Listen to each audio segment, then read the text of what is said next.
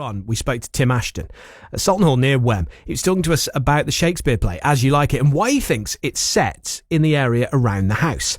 A man called Sir Rowland Hill used to live there and was one of the wealthiest men in Tudor England. And Tim thinks he's a central character in the play. He also published the Protestant Geneva Bible, Sir Rowland Hill did, not Tim, which was used to undermine the divine right of kings and justify several revolutions, which, you know, is a fairly big deal in terms of world history. It was used to justify the execution of Charles I and the Declaration of Independence in America. And he also owned a number of really important historical texts. So let's find out a little bit more about him and how his life might have a big impact on the modern economy of North Shropshire. But let's start with the most famous line from As You Like It, as read by Katie Jones. All the world's a stage, and all the men and women merely players. They have their exits and their entrances, and one man in his time plays many parts, his acting being 7 ages. At first the infant, mewling and puking in the nurse's arms, and then the whining schoolboy with his satchel and shining morning face, creeping like snail unwillingly to school. And then the lover, sighing like furnace, with woeful ballad made to his mistress's eyebrow. Then a soldier, full of strange oaths, and beard like the pard, jealous in honour, sudden and quick in quarrel, seeking the bubble reputation even in the cannon's mouth. His influence is extraordinary. If you look at the state papers at that time, so you get minutes from the Privy Council, he doesn't speak very much in them, but you can see like policy being advanced by Henry VIII in his council, and then you get a line like, Sir Rowland Hill said that if this policy was adopted, he wouldn't be content to forbear on his loans. Then you turn the page and it says they'd bin the policy. Right, so he's got influence because he's a money man. Yeah, so he controls the Rhine fleet.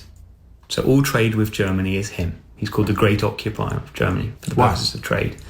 The Bible that he publishes has detailed maps going out to Persia. He's clearly been in Greece because he's been measuring buildings there, and he has a huge amount of the national debt. So he calls it in, the monarchy falls over. So they listen to him. So does Shakespeare know him? Do they meet? Do they cross over? Yeah, so since I last spoke to you, a bit more work has been done because I was looking at a monument to the Corbett family in Stoke-on-Tern Church, where Sir Rowland Hill's brother William is the rector. Mary Arden, who's William Shakespeare's mum, her second cousins are the Ardens at West Bromwich, Park Hall.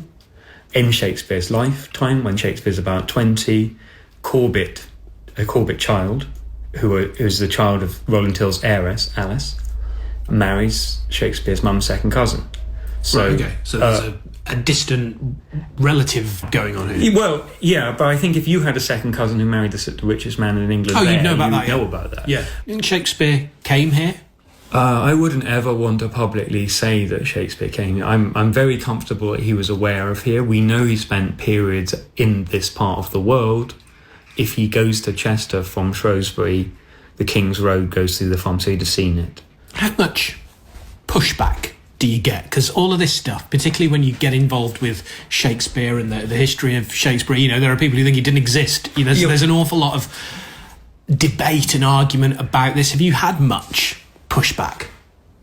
So the first thing is that I approach it in quite a scared way. So I bet. The first thing that I would say is that when I was 17, I came across the text As You Like It. I thought this was true. I could show you the copy where I've written, is this Rowland Hill?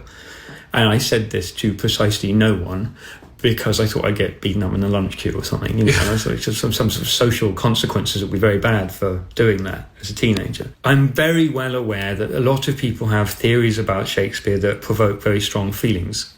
And some of those are quite provoking for some people. So like the theory that he's the Earl of Oxford or he's Francis Bacon or... I'm afraid I don't take those and run with those. When I've got to lecture this stuff in London early in the new year, and the opening remarks are William Shakespeare is a glover's son from Stratford, and he wrote the plays of William Shakespeare. Yeah. That's what I believe.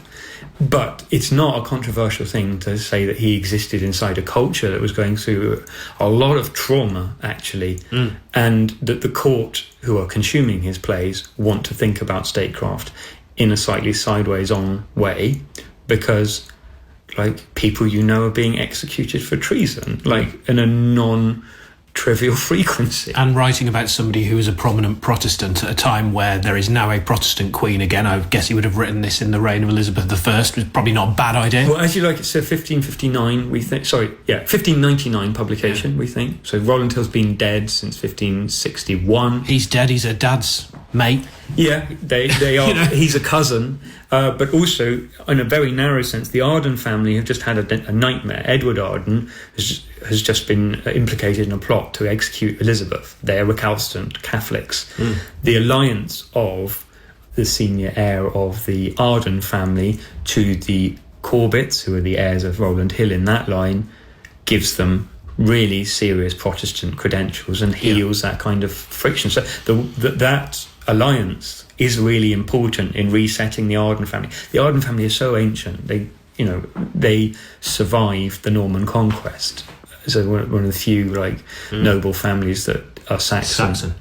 And then Rowland Hill's arms are he has special new arms done for him, and they're like half the Arden family's arms. So it's important to that family and therefore to Shakespeare. I think there's just a lot going on in the English Midlands because London's just a difficult place to do sensitive stuff. It kind of is now. So they go away somewhere quiet to do it. And that, the As You Like It text is really quite clearly saying that. Well, now you've approached it with a bit of trepidation, but you think, actually, no, I want to tell this story that I think I've hit upon. Have you had much pushback, or has it all been interest? No. I think we've got nice problems to have in a few ways. Like, a lot of people are very interested, and we're not really equipped to, teaching properly requires a lot of energy. It also requires infrastructure, and we've got to farm here, and we've got to do the other things we need to do to look after the house. And I don't have a spare 3 hours a day to have a conversation with two people about this, being realistic. So we need to come up with a way of, I think the public need to access Soulton Wood. That's very important. And so that is a project I'm working on right now. And diversity and inclusion is very important, to the point that disabled people really need to be able to access that space safely and on an equal footing with people who don't have those challenges. And that's one of the most rapid things we can do. And I'm trying to work on some funding for that right now, because it's not a small project. And then exhibitions are possible and lectures are possible, but really it is quite possible for there to be major heritage and cultural-led regeneration of the entire economy of North Shropshire, because it isn't just Soulton that's involved in this. The Follies at Hawkston are involved. Stoke-on-Tern Church is involved. Hodnet Church, Shrewsbury.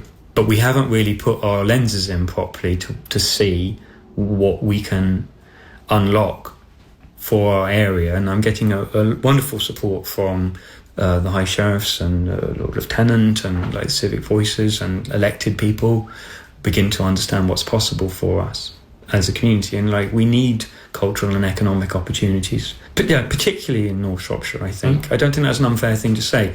Shrewsbury is very fortunate and has a very strong identity. The ANOB in South Shropshire pulls in quite a lot of people. And then North Shropshire is very beautiful, but it needs, I say this gently, to do some work on its identity. Can it feel like the forgotten part of the county? I think, we had a by-election 2 years ago.